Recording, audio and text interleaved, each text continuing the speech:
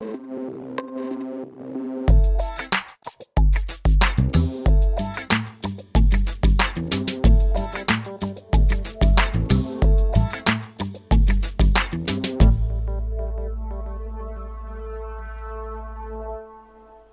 compter vos cellules, vous devez disposer d'une lame de comptage Nexcelom, d'une pipette réglée sur 20 microlitres, de votre suspension cellulaire. Ici, j'utiliserai une suspension de billes. Cette suspension cellulaire doit être préalablement homogénéisée pour pouvoir avoir un comptage fiable. Je dois retirer le plastique qui protège la lame de comptage sur la face externe et sur la face interne.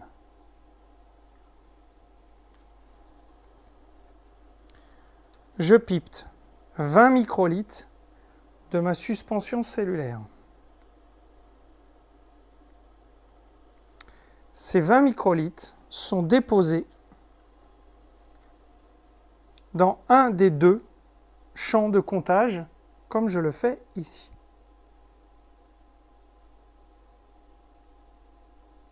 La suspension cellulaire rentre dans la chambre de comptage par capillarité.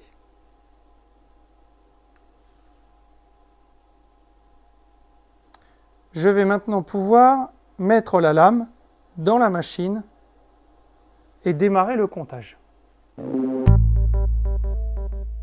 Pour dénombrer vos cellules et calculer la concentration totale, je vais sélectionner le protocole Cell Line Total Cell Concentration. En cliquant sur Preview, je visualise la suspension cellulaire et si nécessaire, je peux ajuster la netteté de l'image avec les deux boutons du réglage grossier ou les deux boutons du réglage fin. Je débute le comptage en cliquant sur Count. Le logiciel du Cellometer Mini va dénombrer les cellules de l'échantillon et calculer automatiquement la concentration obtenue. Dans ce cas, nous avons 871 cellules pour une concentration totale de 2,5 millions de cellules par ml et un diamètre moyen des cellules comptées de 11 microns. Tous les résultats sont accessibles grâce au bouton Details. En cliquant sur View Counted Image, je peux voir les cellules comptées, celles-ci sont entourées par un cercle vert. En cliquant sur Zoom Plus, je vais m'assurer de la bonne qualité du comptage. Si je sélectionne View Size Histogram, je peux afficher la distribution de taille des cellules comptées. Pour sauvegarder l'ensemble des résultats, je clique sur Save Copy of Data. Je peux ainsi sauvegarder le tableau de résultats.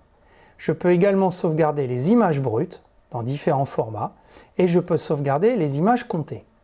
Je clique sur Save et je crée un fichier test 12.